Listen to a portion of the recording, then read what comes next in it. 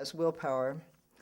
Like Aquinas' Scotus' cosmological reasoning takes him to the conclusion that the first efficient cause operates by intellect and will.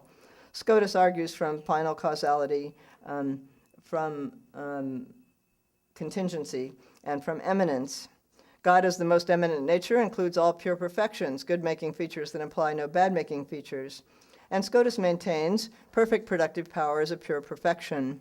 But perfect productive power would be not only self-activating, but self-directing.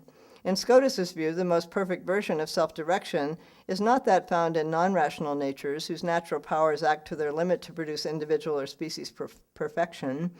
The most perfect version of self-direction belongs to a fundamentally different kind of power, willpower, which Scotus understands to be a self-determined power for opposites without succession. On Scotus' analysis, willpower includes power to will things because they seem advantageous, power to will things because they seem just, and executive power to determine between action versus inaction and between alternative directions for the will's acts.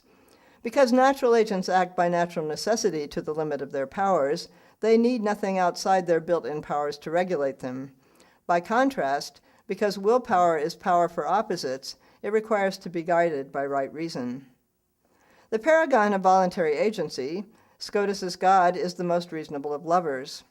Right reason dictates that the end must be willed first, then the proximate, then the remote means. Right reason also dictates that the best be loved the most. Scotus charts the means-end structure of divine intentions as follows. God loves Godhead above all and for its own sake. The persons of the Trinity love Godhead, each in the others.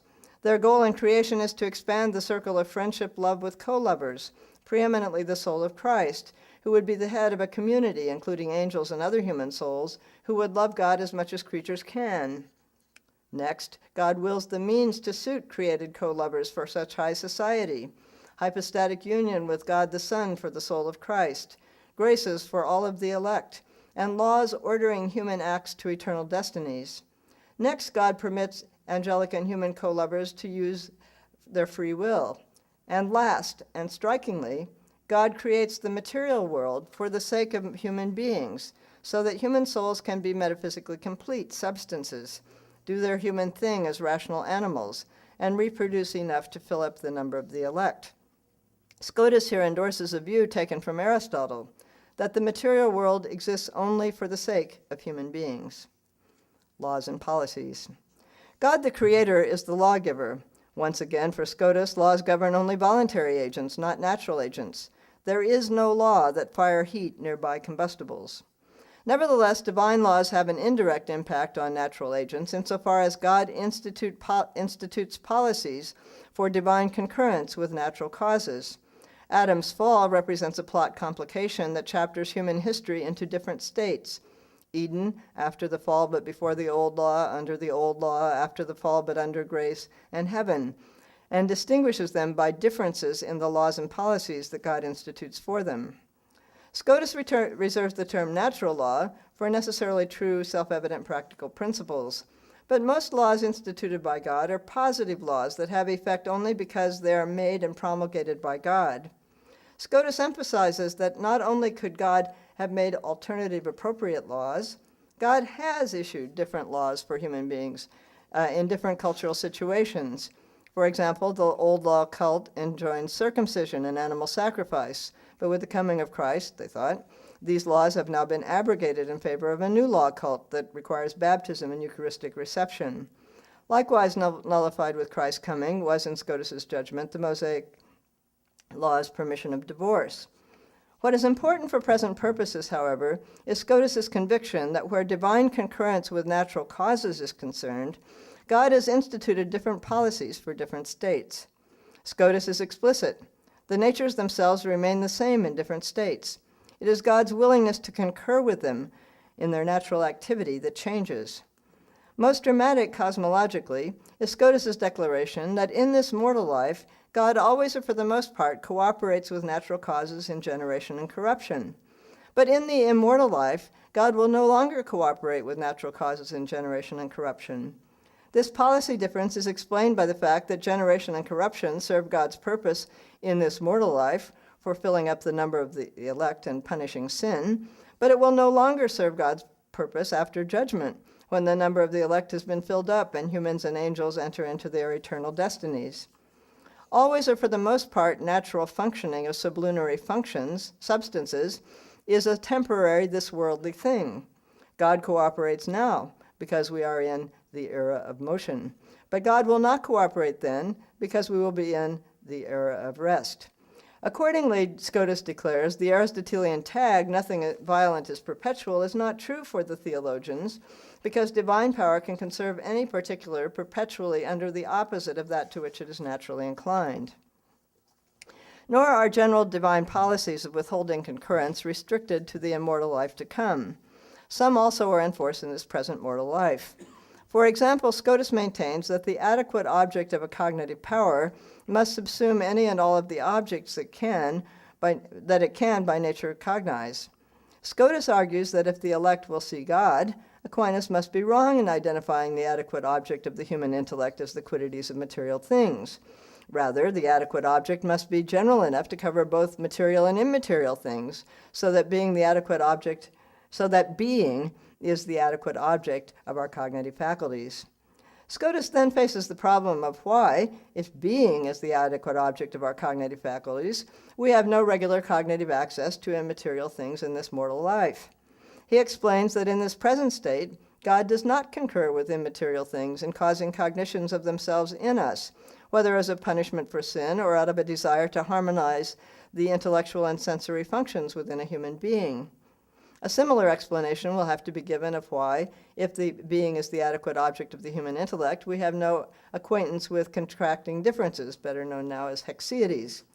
What these cases show is that we cannot validly infer from observed quasi-regularities here below to nature. There is another explanation for why human cognition in this mortal life begins with sense experience, namely, divine refusal to cooperate with immaterial objects in causing cognitions of themselves. Also, what regularly happens in the Eucharistic rite represents a packaging policy of solo divine actions and refusals of concurrence needed to produce the changes involved in the Christian Mass.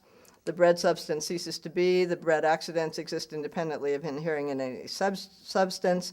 The same effects are observed in the bread accidents and in nearby objects as would be produced if the bread substance were still there. The body of Christ is really present under the consecrated host and goes wherever the host does, so long as the bread accidents remain, and so on.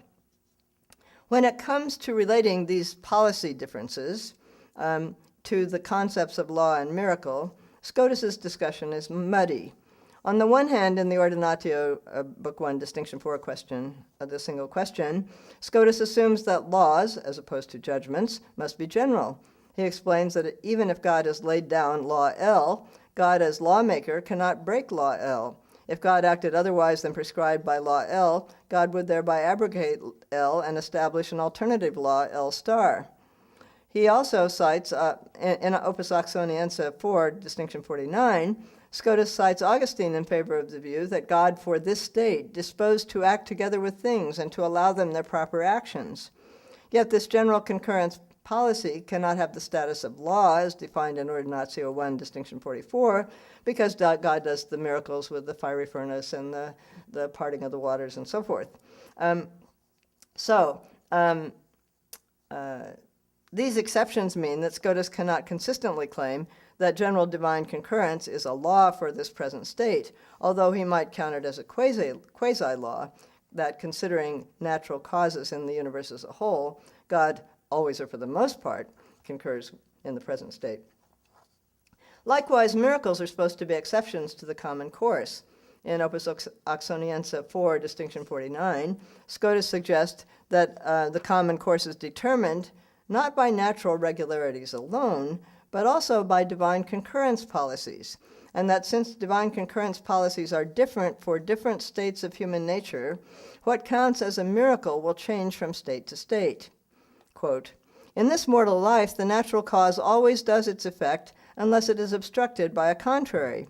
If its action is suspended otherwise than through its opposite, it's a miracle.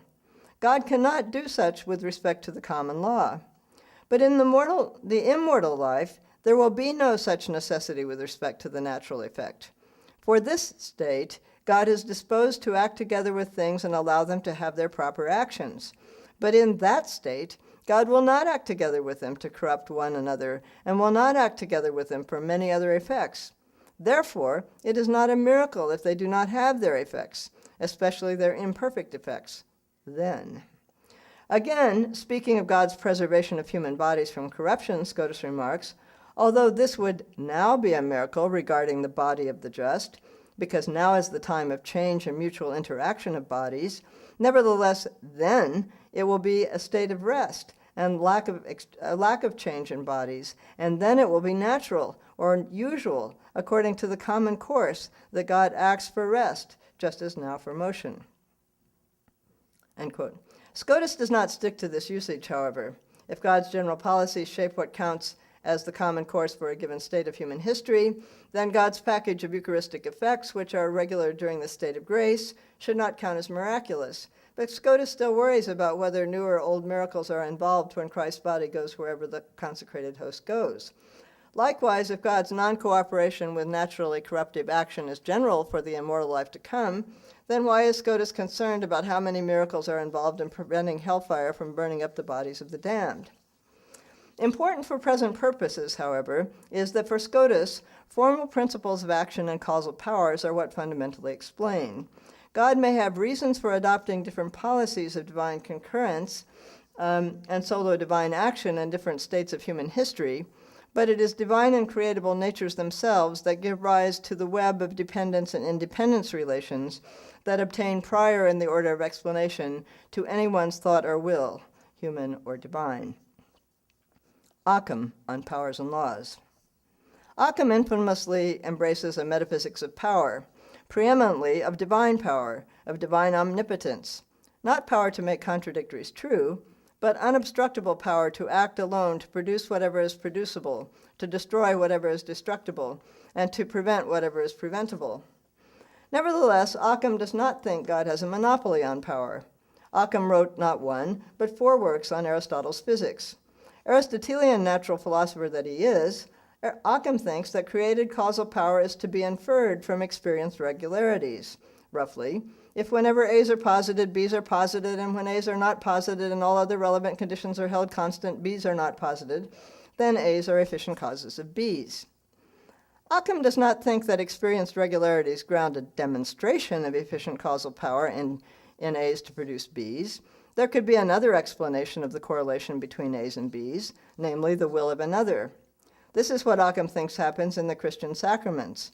When the prayer of consecration is said over Eucharistic bread and wine, the substance of the bread and wine cease to be, and the body and blood of Christ come to be present where the bread and wine still are. This regular sequence is secured not by any efficient causal power in the priest, or in the words uttered, or in the gestures made during the rite, but by God's will and established policy to transubstantiate the bread and wine over which this rite is performed. Ockham says that when the regular correlation between A's and B's is explained by the will of another, we can say that A's are sine qua non causes of B's. But A's are efficient causes of B's, properly speaking, only when the correlation is fixed by an exercise of A's efficient causal power to produce B's. Ockham acknowledges God could have made it a rule that whenever fire comes near, God acts alone to produce heat in the nearby combustible. Nevertheless, Ockham refuses to take occasionalism seriously as a hypothesis about what really happens, or to recognize any sine qua non causes in nature. His reason is that if we didn't regard experience correlations in nature as a sufficient condition of A's having efficient causal power to produce B's, we would have no other way of proving the existence of such powers or distinguishing cases where A's exercise efficient causal power is and where A's exercise of efficient causal power is the explainer, and cases where it is not. So for Ockham, God is efficient causal power, and creatures are, in the case of heat, or have, as in the case of fire, efficient causal power.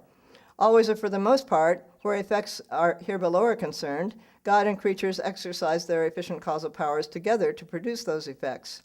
No created cause can produce any effect without divine cooperation. Ockham's position is that always or for the most part here below, God does not act alone, but is always an immediate partial cause of any and every effect, while the created cause is another immediate partial cause of the same effect. As just implied,